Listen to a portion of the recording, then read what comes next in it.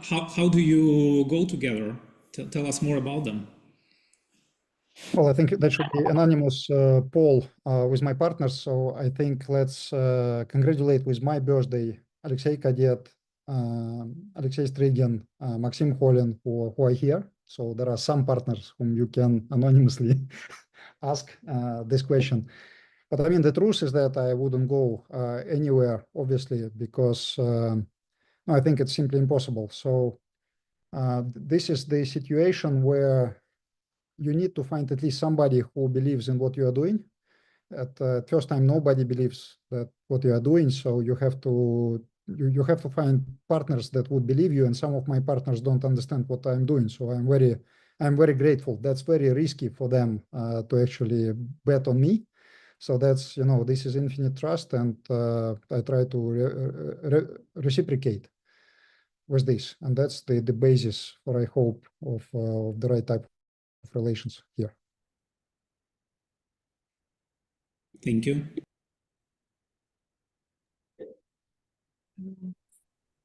Okay, welcome everyone. Our English-speaking group is growing.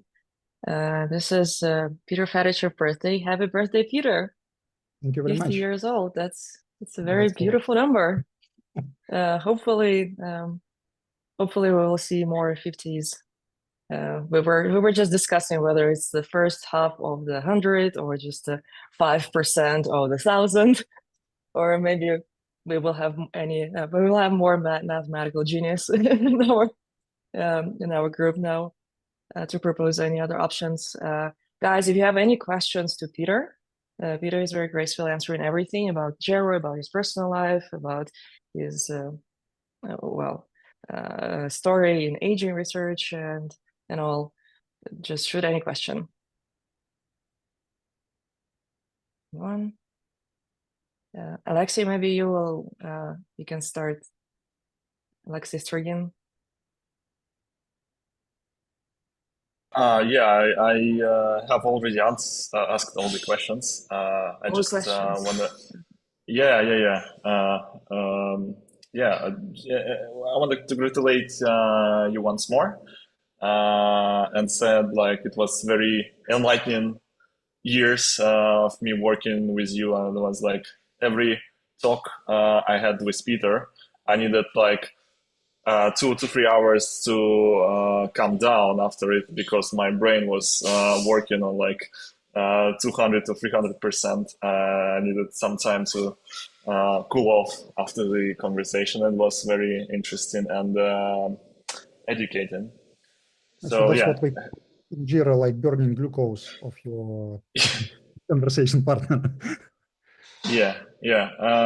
Great time. I need to run now to next call. Was happy to see everyone. If anyone is in Berlin for some weird reason, please write me. I'm here for another 3 weeks.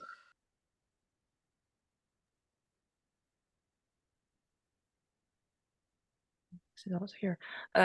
We actually mentioned briefly before that Peter's son is already confident that we're gonna cure aging, and he's already looking for other things to do and other complicated tasks to take on. So Peter, if aging was already figured out, what would you do now? Well, I actually discussed this issue just about a month ago with my son, actually, because he also has ideas what his father should be doing. Well, I think that once we cure aging, I think we won't have problems with resources for doing other things that we would like to. And actually, as a scientist, I would really love to try to use maybe some machine learning in order to find traces of lost civilizations in our galaxy. Because I think astronomy is now, we're talking about use of big biomedical data for the sake of fighting aging. But as we speak, astronomy is accumulating enormous amounts of data, and most of them are just getting public within a year or something. So I think that this problem is waiting. Somebody has to run codes that would look for some kind of abnormalities. Recording in progress. And maybe find traces of other worlds that are probably lost, and then we would know what is going to happen with us.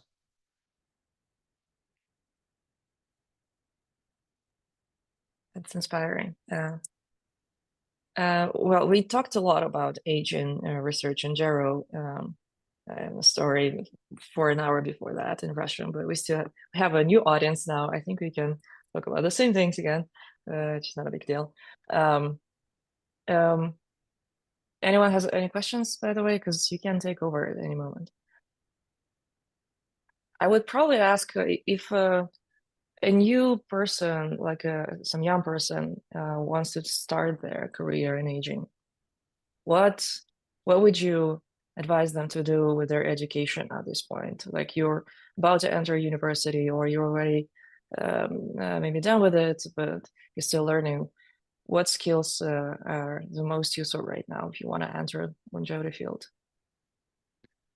Well, I think that's well, longevity field is a typical tech business, tech field, and it should become more tech field than it's now. So I think the skill set that will be, in my view, required in the future is this kind of. I mean, people should understand math. People should understand computation, even modern forms of computation, and I think people should take physics as at least some part of their curriculum, especially things that are related to physics of complex systems, because I think that there are lots of developments in physics of complex systems that are not yet digested, let's say, on the general public level. I think people have some idea about relativity theory, right? I mean, we have Einstein, memes, icons, and everything else. People kind of know the story behind quantum mechanics. You can find a lot of YouTube talks about quantum mechanics, right? But I think you almost don't find anything about complex systems on YouTube. So people don't know it. And if you don't know it, you cannot find books about it. You don't read about it. You don't understand this. And I think this is the gap that is going actually wider and wider. So I think people should get the language that is sufficient to start reading there professionally, and then this will play the role in biology and medicine. Thank you. Lee Habel. Hi, Lee. We haven't met, but I'm sure you have a question to Peter. Your microphone is off. You're muted, Lee. Okay. I'm good right now. Go. Thank you. Hi, nice to see you. Hello, Other than thank you. Peter Fed. Yeah, I'm good right now on questions. Thank you. Oh, yeah. Okay. Can I ask you the question? Of course. Sure. Yeah, Pete, hi. I wanted to ask you about your upcoming book. Maybe not all folks aware that it is coming. Maybe you could tell a couple of words about the vision behind this book. I can tell. Yeah, I can tell you briefly about that. So 2 years ago, I published a book in Russian. I was approached by a publishing house, and they asked me to write a book about the field. And I felt bad because I wanted to write the book how the field should look like instead of writing the book how the field looks like.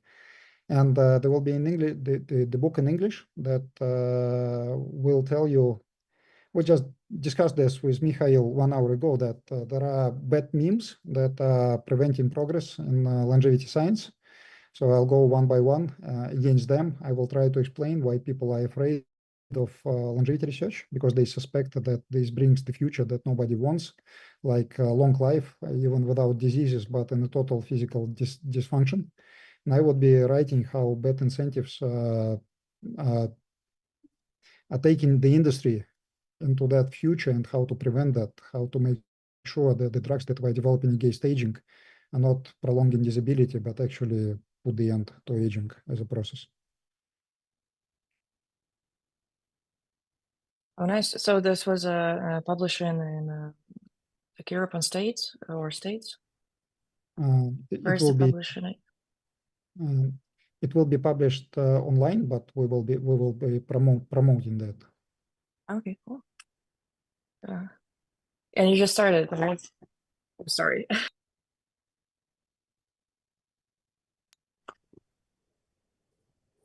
Can I ask?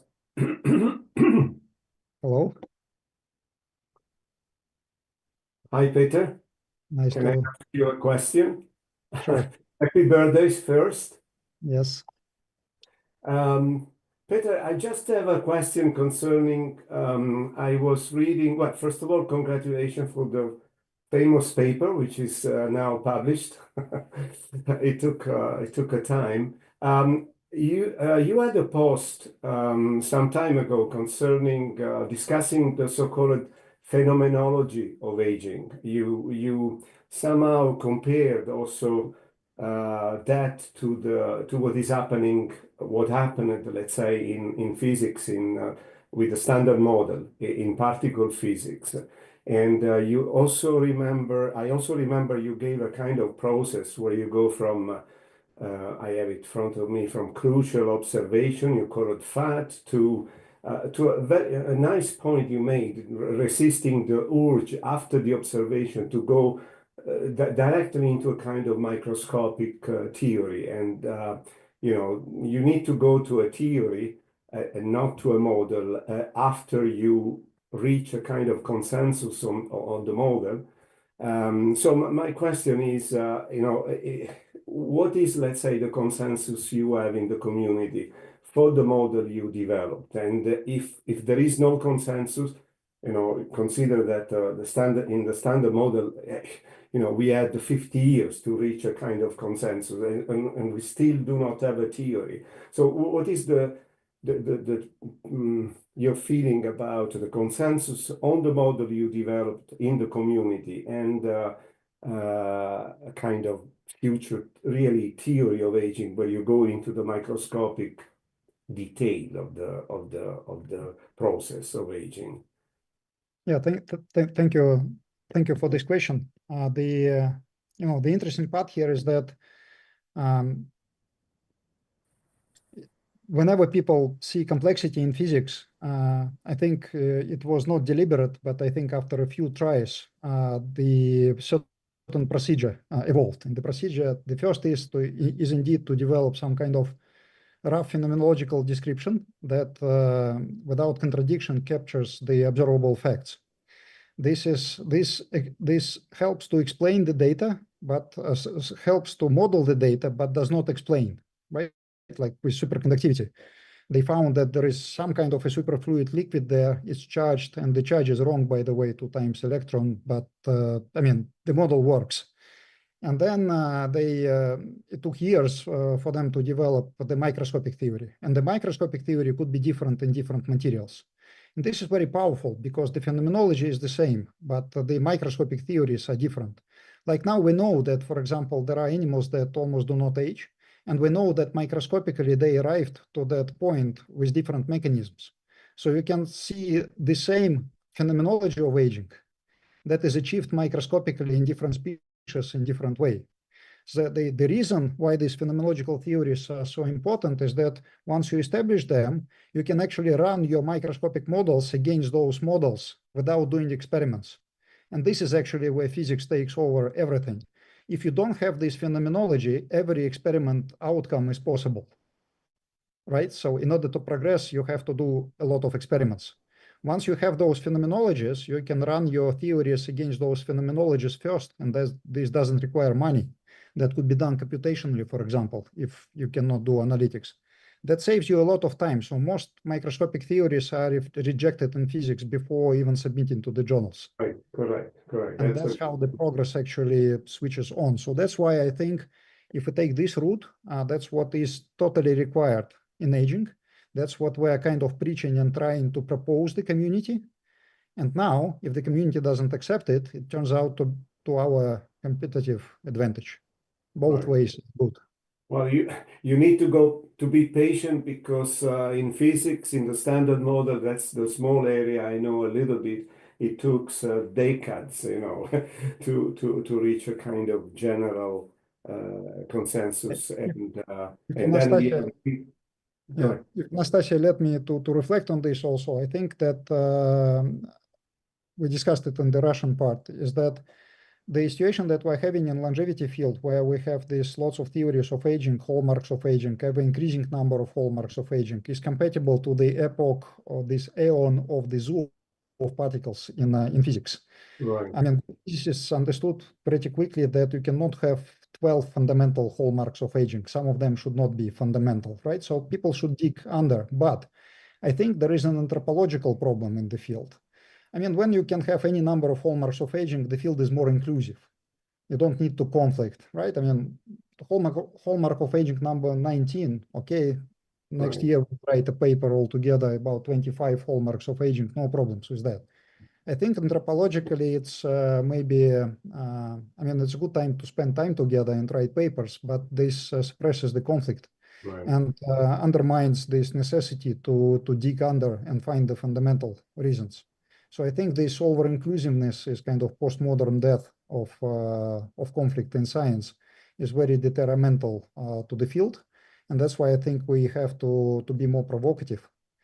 And I mean, we need a healthy dose of conflict.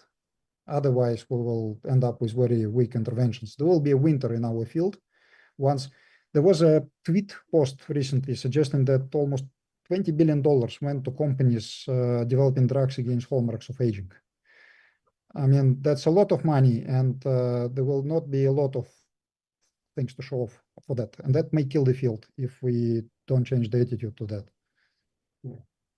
Thank you. I have other things I will ask maybe later on. Thank you. There are questions from the chat. Madhyar asking, what's the current biggest struggle for general AI? The current struggle, I mean, other than organizational fundraising, finding good employers, setting up a great office, and all this. I mean, the struggle is that I published my first paper on aging. Well, actually, I didn't publish it. I submitted a preprint, which I haven't yet published. I did it in 2015, and by that time, this paradox that people that don't understand the field are the most optimistic about that. So I thought that things are a lot easier. So I think by this time, let's say 10 years on, we digged quite deep. I mean, we digged to the second law of thermodynamics, which I don't know any other layer. It's a bedrock. You cannot get any deeper from that. So I hope that we will bounce with new insights from there. But that's been a very long dig. So if you ask me about the struggle, I mean, the struggle is to get there and make sense out of. We learned so much, and some things are not very. I mean, some things are depressing. And how to make sense out of those things and translate them into something that may work, this is the biggest challenge.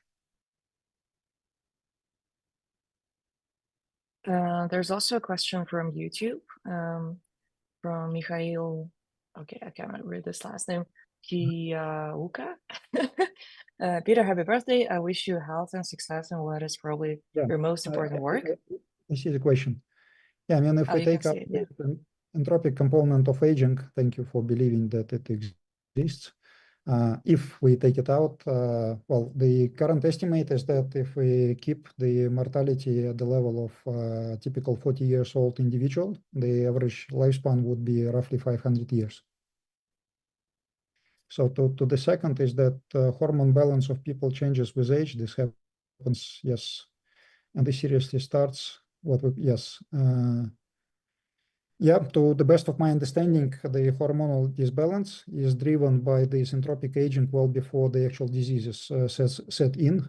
Add to this your IQ, that is also changing in that way due to entropic aging. Also VO2 max, that essentially gives you the ability to move and enjoy life. All those things, most of the variation in those enjoyable things are actually controlled by this entropic aging, unfortunately. Which means that if we don't stop this, if we just cure diseases, or if we cure top 20 diseases without affecting this mechanism, we will end up in a pretty indecent shape by something like 70 to 80. Actually, I can see that. I mean, I look how my parents are struggling to help with advanced mathematics for a 10-year-old son. I mean, otherwise, totally normal people. I mean, they were able to help me. So I see what aging does, and that's exactly what entropic aging does to you. There's another question from Chris Barr. What kind of intervention could remove the entropic portion of aging? That's the great question. So first of all, I was hoping that there will be another preprint. So I'm always trying to write not a depressive preprint. So I promised to myself not to write a depressive preprint by my birthday. So there will be pretty soon another piece of work from Jira. Yes, there is fortunately biology that is controlling the rate of entropic aging. So in terms of form factors, I think we should understand the following: is that since we are now talking about IQ and hormonal disbalance, these are the drugs for healthy people, not even for people with diabetes. These are drugs for healthy people, which means that the standards of safety would be like infinite for those drugs. So that's why these drugs, even though I think they should be implemented eventually as some forms of vaccines or gene therapies, because this would be lifelong applications of drugs. The first experimental drugs will be short-lived species like small molecules even, because you should have a way to switch it off. And that's why I think we will start applying these drugs in experimental regime first, maybe even to other species like dogs. So another discovery, let's say, of the last year in Jira is that dogs have entropic aging that actually contributes to their lifespan, contrary to mice, which means that we have now a model animal where the entropic aging can be studied and drugs can be tested. I think Lee got his hand up, right? Yeah. I was wondering if in your analyzing of data from the GeroSense app, if you found standard measurable blood biomarkers that correlated with resilience. Yeah, actually we've done this work, not only with GeroSense, but also with biobanks. If you look at resilience, at kind of medical grade measurements of resilience, you would see that, for example, diabetes type 2 reduces resilience pretty much. So obviously blood markers that are associated with metabolic disorder are also the blood markers that correlate to resilience pretty well. So last year, Temasek, the Singaporean government venture fund, gave away $60 million in grants to multiple organizations in the world that are studying resilience and trying to do interventions against resilience. I know that a few pharma companies are very interested in that. So basically, they're trying to undo diabetes to improve resilience, because diabetes is a risk factor. People were dying from COVID, mainly people with obesity and diabetes, among other reasons other than age. So I think that there is a strong interest to resilience. There are molecular factors identified by us. I'm sure that also by other people. $60 million is a huge amount of money. So I think that there is collectively now in the world quite a lot of ideas how to manipulate resilience.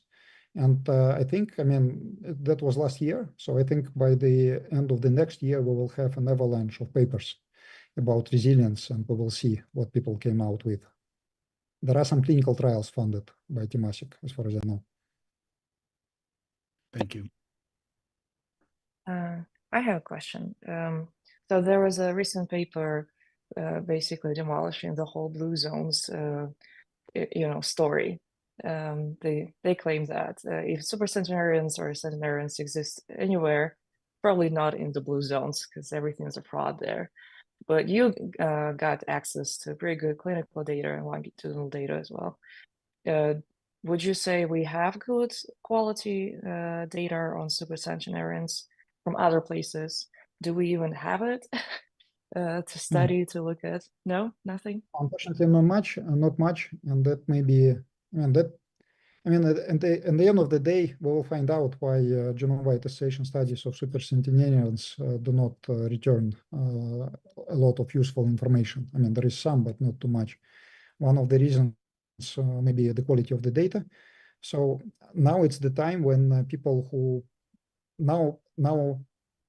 pass away, those who were born in pre-electronic time. So I think that if we let this wait a little bit, I'm kidding here, we will have a lot more high quality data. But this will take time. Unfortunately, or fortunately, people are aging slowly, and that's why I wouldn't count on this cohort to actually unlock the secrets of aging. That would take too long. Thank you. Nathan, come on, speak up, ask a question. Oh, maybe Nathan cannot speak. He says, if it were up to you, what would you like the Aging Biomarkers Consortium to focus on? Yeah, I think they have now a meeting in Boston, so maybe they need some input. No, I think the whole this business of biomarkers of aging is built on cross-sectional data. We were one of the first who looked at longitudinal data. I think people should start looking at longitudinal data. There will be lots of surprises there.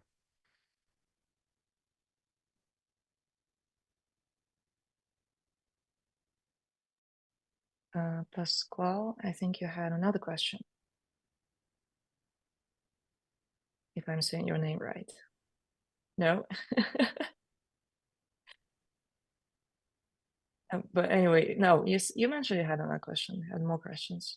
Or did it mean that I'm not saying your name right?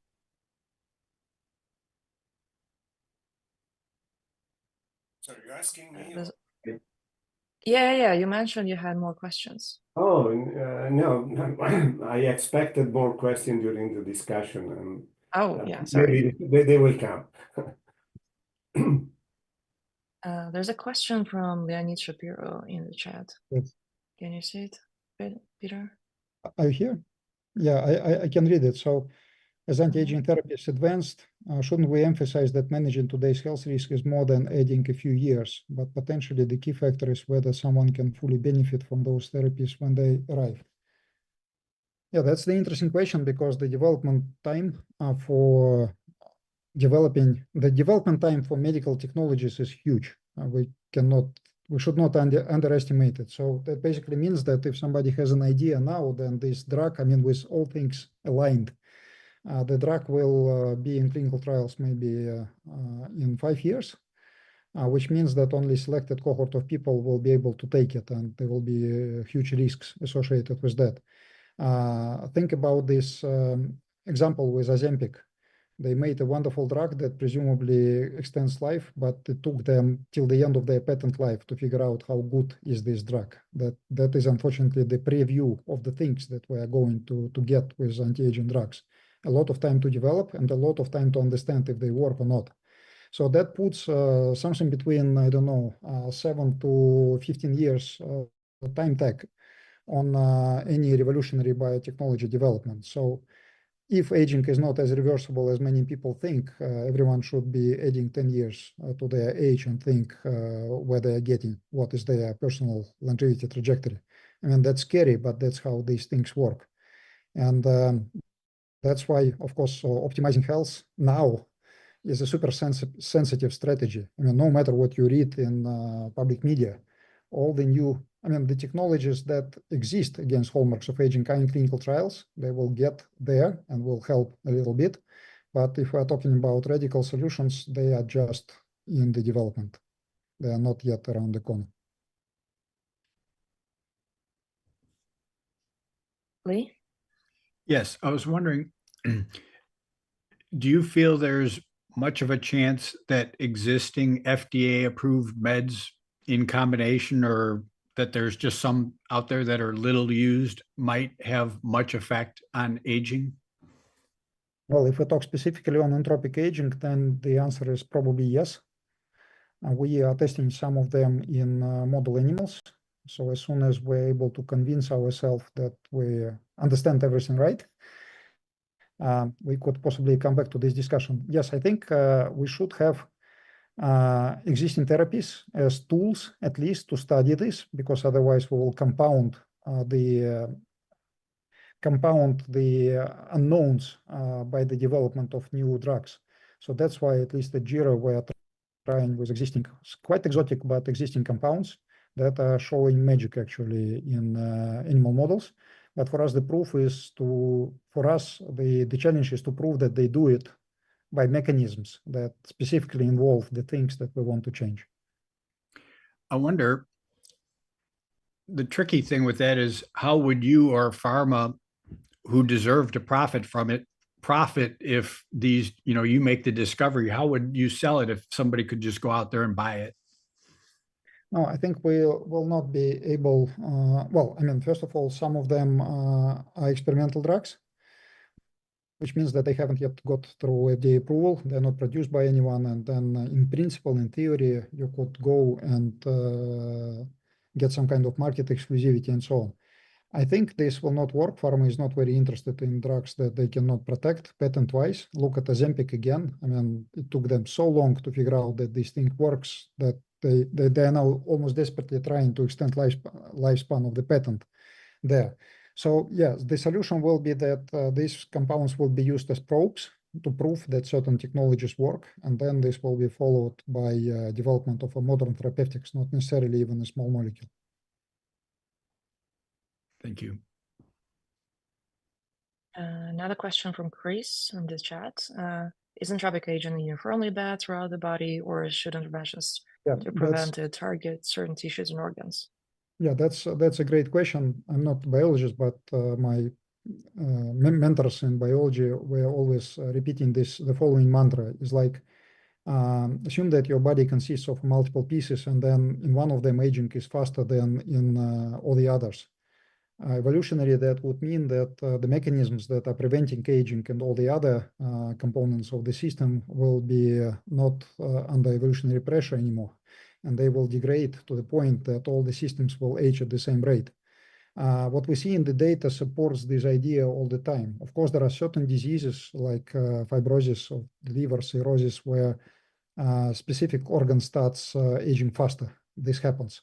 But overall, all the pieces of your body are aging at about the same speed, fortunately or unfortunately. So if you have extra aging in some of your systems, it will actually drag all the other systems to age faster at some delay. And this actually means that, I mean, if there was a piece of you that would control aging, like age faster than everything else, doctors would know about that, and there would be a surgery against that already. Yeah, I could once again try to comment on this health span versus lifespan debate. There will be a publication by JIRA very soon where we're kind of putting that on the solid basis for the first time. There is this entropic aging, and this entropic aging develops well before diseases sets in. And this entropic aging helps diseases, increases the risks of diseases, but it's not the same as diseases. Which means that if by some magic you could get people that are not having top 20 diseases, we'll have this famous squaring of the curve that they are giving at the conferences, right? Like as an ultimate, solution to all our problems. Think about people that would be living, like we have now this paper suggesting that you cannot live past 120 years old, even if you cure diseases. Think about people who are living now 120 years old. Look at IQ as a function of age.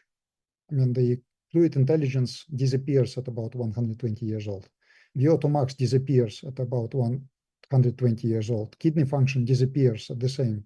All of that is controlled by entropic aging. So if we solve all diseases, but we don't control entropic aging, that means that, I mean, look at chess players. I mean, 70 years old chess player doesn't exist. I mean, even in competition with kids, these people will not perform well.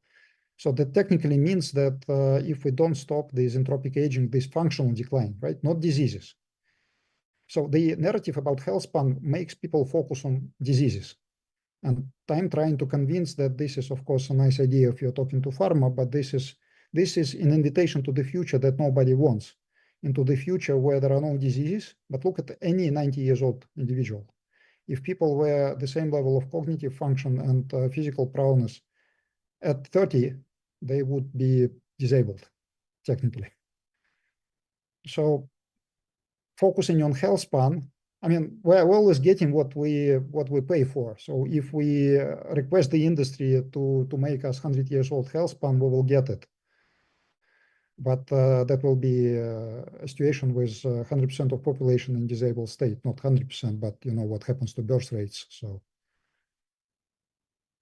it's a wicked meme in a way. So I think it will have to be debunked in some way. the industry should be focusing on functional decline, because that would amount to interception of true entropic aging. Vladimir is asking you about transhumanistic ideology. How significant do you consider the problem of the lack of a formalized ideology? Well, that's an interesting question, because I think ideology is very important, because ideology is something that unites people, and in order to be big in this world, I think the people that are doing AGI maybe for their own demise, as they also publish in papers like AGI will probably kill us. This is a very interesting group where they have ideology that requires them to build AGI and still speculate that AGI can kill them. So I think we have maybe a more humane maybe narrative suggesting that we want to build technology that will make people superhuman, will help people to be more humans than we are now in many possible ways. And for that, we have to have some kind of a community that reaches out to people who formulate narratives for all the other people. So some kind of ideology, I think, is necessary. So I think we should work together to explain better to the people that, you know, we're not going to get killed by stroke, right? I mean, there is no chance to escape fragile state by the end of life. The medicine is omnipotent right now, which means that we should inform people and try to get, you know, maybe some kind of a wave of interest, because, I mean, it's already decided that people are going to live longer. It's our choice at which state people are going to live longer. This is only a problem for for a few next generations, right? Because the problem will be solved eventually. But all these people, I mean, the next two generations, our generation and the next one, are now alive people with a certain trajectory of health, which they are not informed about. So I think we should start putting up this kind of maybe even a scary message, like if we don't do anything, we will reach a very desperate state, and we should form, I think, some kind of a movement around that, because there are alternatives, and we should collectively bring us to the future that we probably want. If we don't do, if we are passive, we will end up in a very bad situation because of the progress of medicine. Circling back to AGI, there's quite a lot of people right now that are well, reliant on that, so on AI to solve aging. It's gonna be smarter, it's gonna be faster than us anyway. Why bother? AI will solve it all. But then the other group is arguing, and like including myself, yeah, okay, it's very powerful, but there is no data to train the AI on for biology and biology of aging specifically. I remember we had this argument with you, and a couple of years ago, maybe you claimed that we do have data. What do you think now?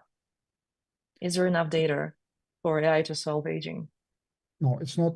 It's not enough data for AI to solve aging in no way, right? Because in order to use AI, you have to have a lot more features, a lot more samples, a lot more, you know, specimen tested than the number of features in the sample.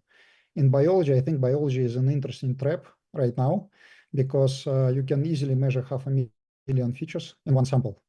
But then in order to actually use AI on that, you have to have billions of people, whatever, sequenced, analyzed, and everything else. And this is not achievable, which means that AI should be used as a co-pilot, because still people generalize a little bit better. And what I like, what I don't like in this AGI idea, well, I like AGI idea as a goal, but I think that AGI in longevity is a wicked meme again, because in a way it says to people, let's go and build AGI, not invest in biomedicine, not invest in longevity, in the hope that AGI will solve their problems. The issue here is that if AI at some point will generate more economic value than humans, there will be no incentive to solve human problems. I think solving human problems is a good way to build business, to earn money, and have more time to align with whichever forms of AI are there. And look, by the way, our IQ is not infinite. It declines with age. If there is a technology that improves your IQ after 50, for example, this technology could be used to make IQ of 20 years old people even larger, even bigger.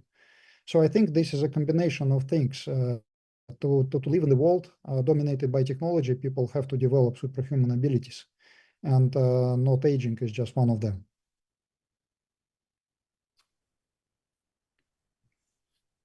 Lee? Peter, do you think, do you have access to enough human data to solve aging in time, do you think?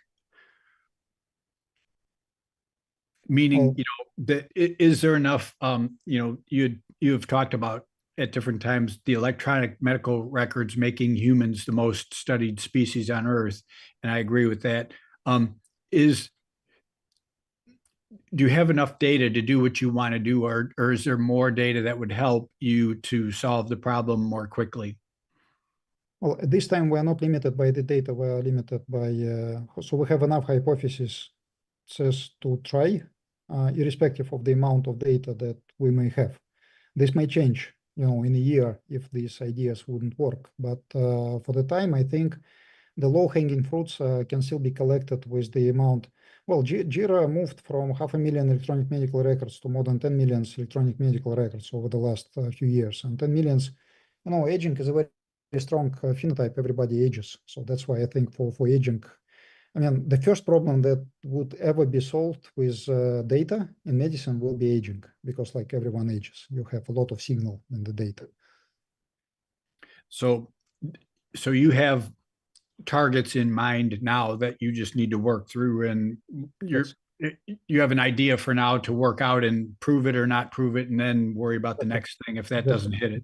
And at the same time, we are trying to get more. We're trying to get 10x more medical data in the next year. So that would be kind of a competing project. So unless our mission is completed, or we are alive, essentially, we will try to get enough data to sort these things out.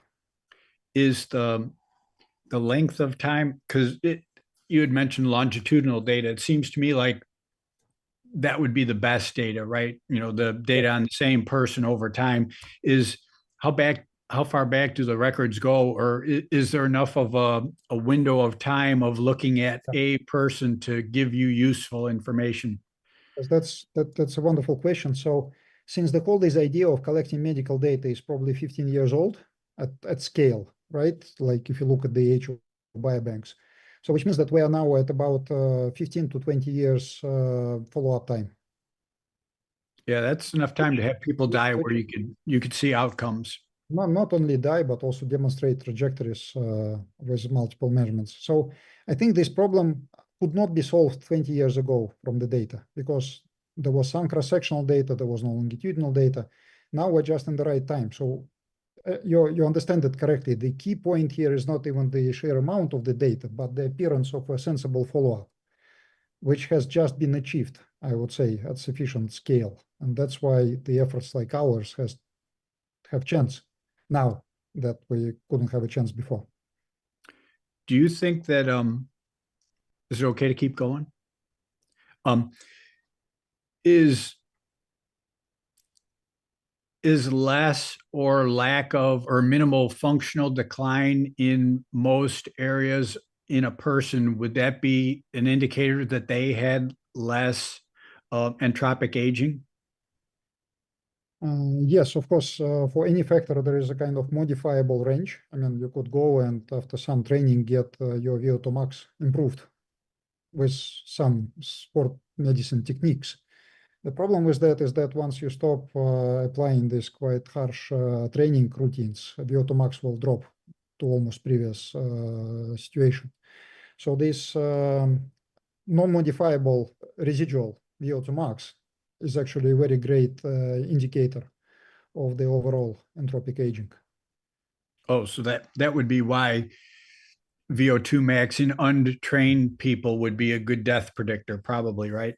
Yes, and it is. So you can look at this functional metrics as kind of the height that you have before the late. You're kind of gliding, right? We don't yet have engines to maintain. We don't have a powered flight. So the JIRA technology would be an analog of powered flight there, but we don't have it, so we can only glide. So at any point in life, you have the height. And it's very important to have enough height, because whenever people are hit with whichever adverse event, if there is no sufficient height, people get killed. How long do you have before the plane hits the ground, right? So the higher you are up, the longer you have of making it.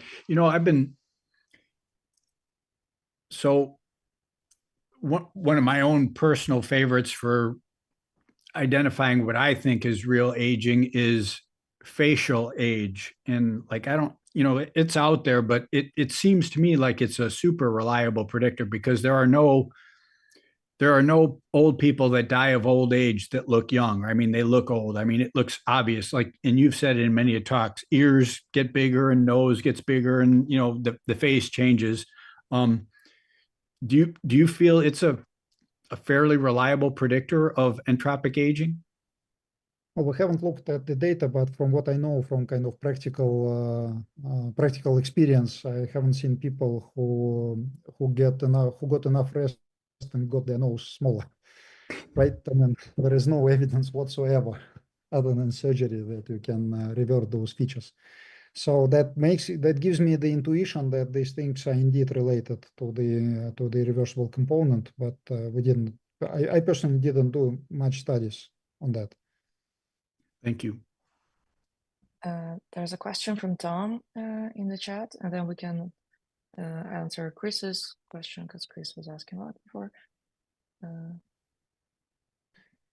Well, I don't know. I mean, for this particular drug, I didn't try. So over the last year, we haven't yet published this data, but we collected quite a number of experiments where people were trying typical anti-aging drugs, and some of them were done in mice. Some we published a preprint about caloric restriction and parabiosis, where we saw that there is no effect on entropic aging for both interventions.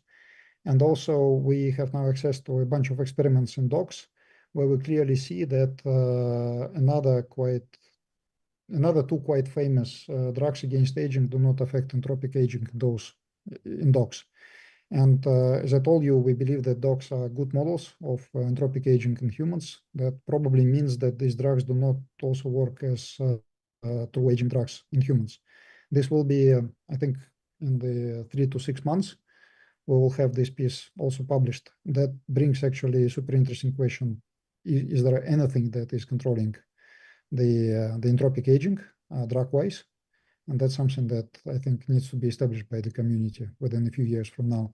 I think this is the most interesting part now. So I think once we test a few more drugs showing that they do not affect entropic aging, I would leave for the community to prove that there is anything else that is working against entropic aging, and I will try to generate from the data drugs that can control entropic aging, at least in dogs. Okay, and then there's Tom's question. Yeah, about entropic aging and cell reprogramming that cannot be reversed.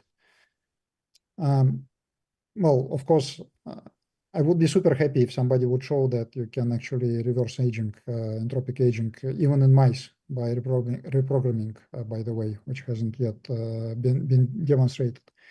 The narrative that I have some understanding with biologists who are working on this is this, that of course with cell reprogramming you can go to age 0 in a multicellular organism, and that would technically mean that if I apply such a drug to the maximum dose to me, instead of me you will be talking to 1 trillion embryos. I mean, this is totally possible. You can do hard reset, no problem with that. So somewhere between my current situation and that unfortunate endpoint, there is a situation where I'm no longer alive, which means that in order to achieve full rejuvenation, you will have to kill a multicellular organism. And that has been actually demonstrated because people tried reprogramming in mice, and they escalated the dose, and they maxed out pretty quickly. So there was an effect. There was an increase in lifespan, which was on par with any other hallmark of aging, by the way. I mean, if you look at the best drugs against any hallmark of aging, you would get the same level of effect. That tells you, for some reason, that epigenetics is not the dominant aging factor in mice, right? Because otherwise that would be a larger effect. But other than that, if you try to escalate, you start killing. which means that, I mean, it's for most of the drugs against hallmarks of aging, it's not easy to demonstrate the toxic dose, but for this intervention, it was possible, because once you try to make them look a little bit more like embryos, you start generating cancer. Of course, I know that people are telling that in a way we will find better drugs that will have a better range. I think yes, maybe 20, I don't know, 100% better than that, maybe, but not a lot more than that, because once again, in order to bridge the biological age to zero, to eliminate the entropic aging, you have to lose cell identity. This is the part of the package. I mean, at least with the technologies that we have right now. Well, about specific medical technologies, as I said, we had a chance with our friends to test a few drugs to show that drugs that work well against aging in mice do not work very well against entropic aging in dogs. And I think at some point we will stop doing that. I think people will learn how to measure this and report. So for specific drugs, I don't know. It's hard to say. I mean, by chance, some of these drugs may work against entropic aging for reasons that we don't yet understand. I think we should be testing more. What is the current anti-aging therapy that I would consider the most perspective or radical, but not cosmetic one? No, if we think about, let's say, if we think about the entropic aging, still this concept of organ renewal and replacement is maybe the most radical and almost desperate attempt to fight against the second law of thermodynamics. And Peter, you should make disclaimer that you are not a doctor, not giving medical advice. Yeah, what I'm trying to say is that we believe that most of human aging is not reversible. And of course, in such a desperate situation, you would look at desperate solutions. And one of such desperate solutions would be organ replacement. And I mean, that sounds scary, but we know that there are companies funded by NFX, for example, a venture fund in California that, of course, they are not doing strictly organ replacement. They are growing embryos, and they try to differentiate cells in embryos. So try to kind of pre-train them in certain niches, and then transfect them into humans so that they have better chances to differentiate and actually adjust. And they have published a Nature paper recently suggesting that possibly they can regrow pancreatic cells for diabetes type 1 patients. So this is kind of not overly ambitious, but extremely cool organ replacement therapy. It's still a cell therapy, but it's kind of towards the organ replacement therapy.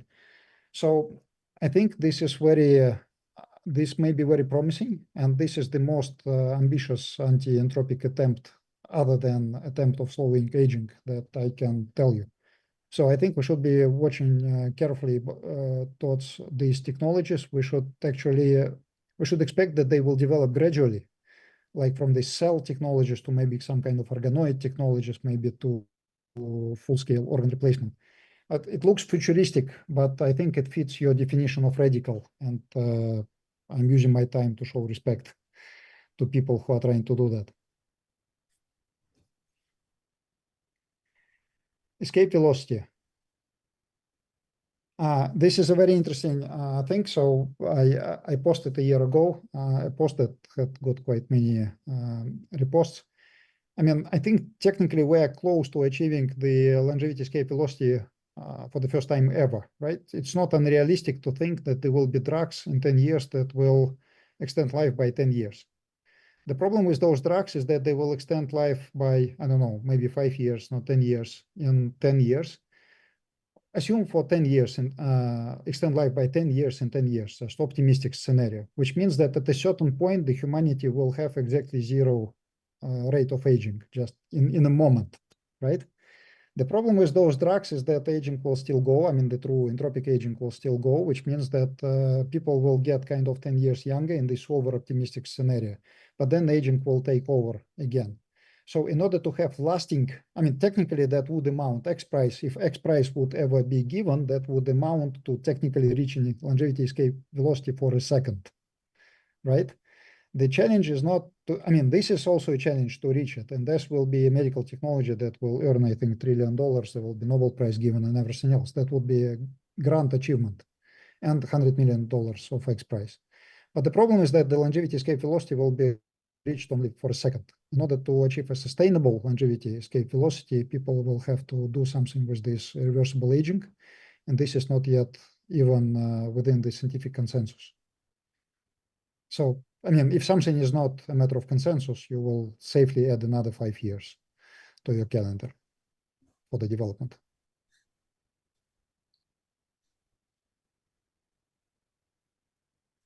Intermittent fasting. Benefit. Enter the chat again. Yes, full body replacement. Okay, so for intermittent fasting. So when we didn't publish it, but we used data from our app. And actually, we had lots of people who were self-reporting intermittent fasting. And then we also worked with another app, which I cannot tell. That was the app specifically made for intermittent fasting. So the interesting part of our studies with wearable devices was that if people self-reported healthy lifestyles, they were biological age younger.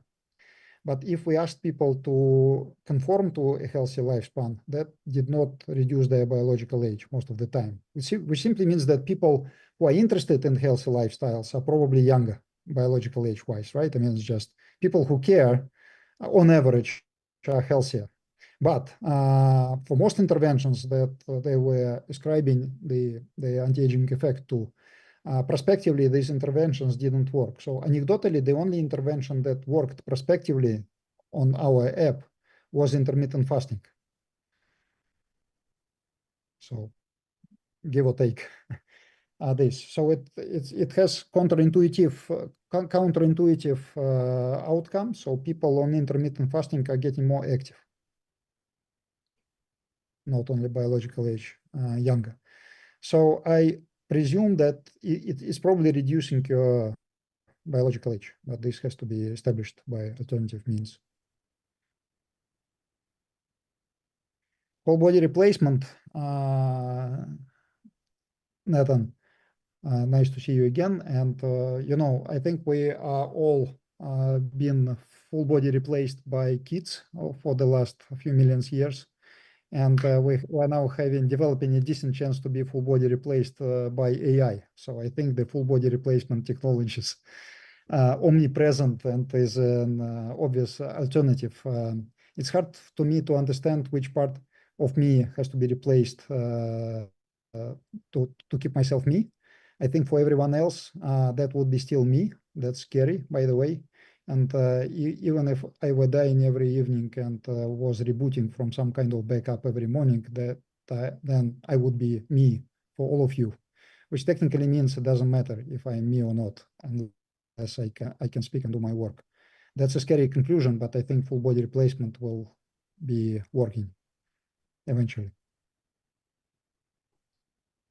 Well, the idea is that you will keep your brain at first, and presumably that will be enough for you to feel you, right? And then they will gradually replace, like cell by cell, the brain to rejuvenate it. And if it's a gradual process, you will still feel yourself. Yeah, there is a, if I can speculate, there is a problem with this, is that assume that you have a fully grown, non-aging animal, like in perfect health, with no aging whatsoever.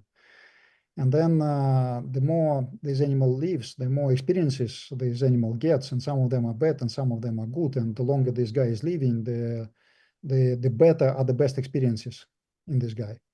And then whenever he tries to eat, for example, in a fancy restaurant, he compares it with the best experience he had. And this is obviously on average will be worse than that. So the longer you live, the more is this luggage of good and bad experiences. So essentially, this kind of animal will have no motivation to get out of bed at some point because there is no chance to get better experiences.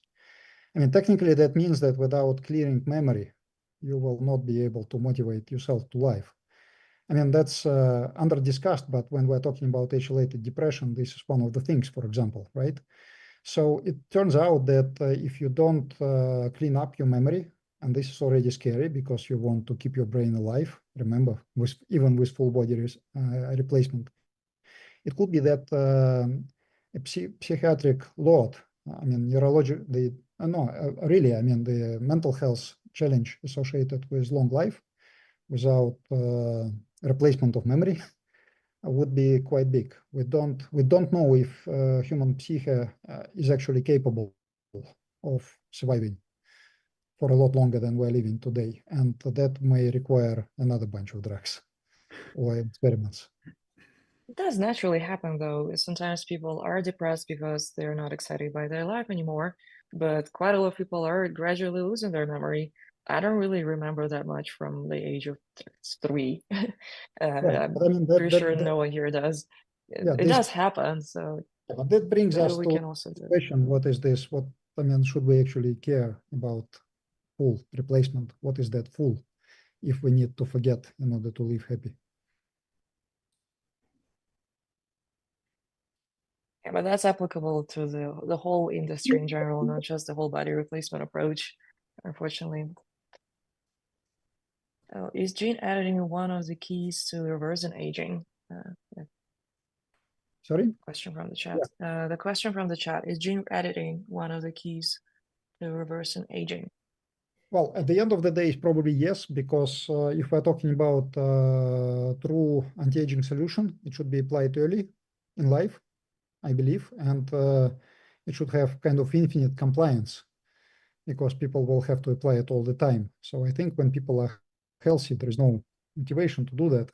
So that's why I think eventually the intervention that will stop human aging should be kind of applied once and work all the time. And gene therapy fits this pharmacodynamic profile, I would say. Nothing else beats gene therapy in this respect. And I think that the experience that people will get with curing pediatric rare diseases with gene therapies, it's like lifelong solutions against genetic problems, will actually set the ground for approval of a gene therapy eventually against aging. But I think it will still take some time because people will first try anti-aging solution in another form because you want to be able to switch it off. And second, people have to get experience with gene therapies in these now thousands of kids that are getting it in order to understand, how safe, how does it work, what happens when people grow, and things like that.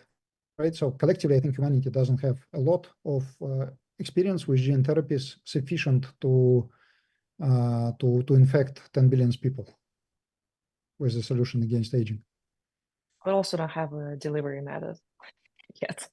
I mean, that's what I'm saying. Like collectively, Yeah. there is a bunch of problems there. So at the very long end, it should be like that, but opportunistically, it will be done in a different way. Mhm. Okay. We actually hit the an hour now.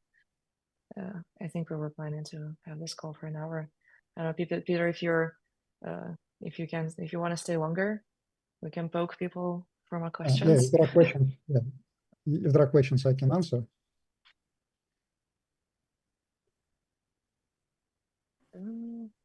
But if not, I mean, last question, anyone wants, and otherwise, I'm just super happy that I got quite a bunch of people talking, and I know quite a lot of you. Thank you very much for coming.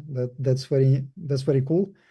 And some of you I just knew as Twitter tags, which now I know as people.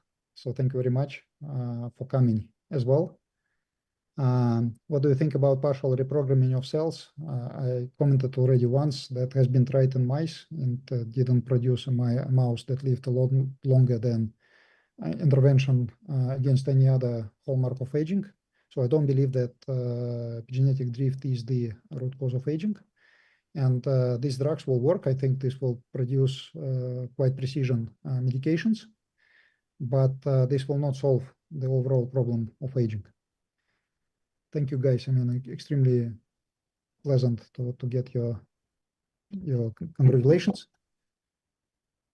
Peter, happy birthday! Keep Yes, going. thank you. We love you. It's always so interesting to listen to you explaining your work or like the whole ideas about aging. do keep going and let us know if you need any help from the community, from anyone here. Keep us posted about your work. It's amazing. Yeah. Well, thank you what very you're much doing. for that. Of course, I will help, and I will ask. Don't you worry about that. And also, I hope that in a year or less, we'll have very exciting results. There are people in this chat right now who are supporting Giro with their investments. So I think we should applaud to them, even though they are anonymous. And with their help and your help, I think we'll get something very interesting. Yay! Happy birthday! Happy birthday. Thank you very much, guys. Recording stopped.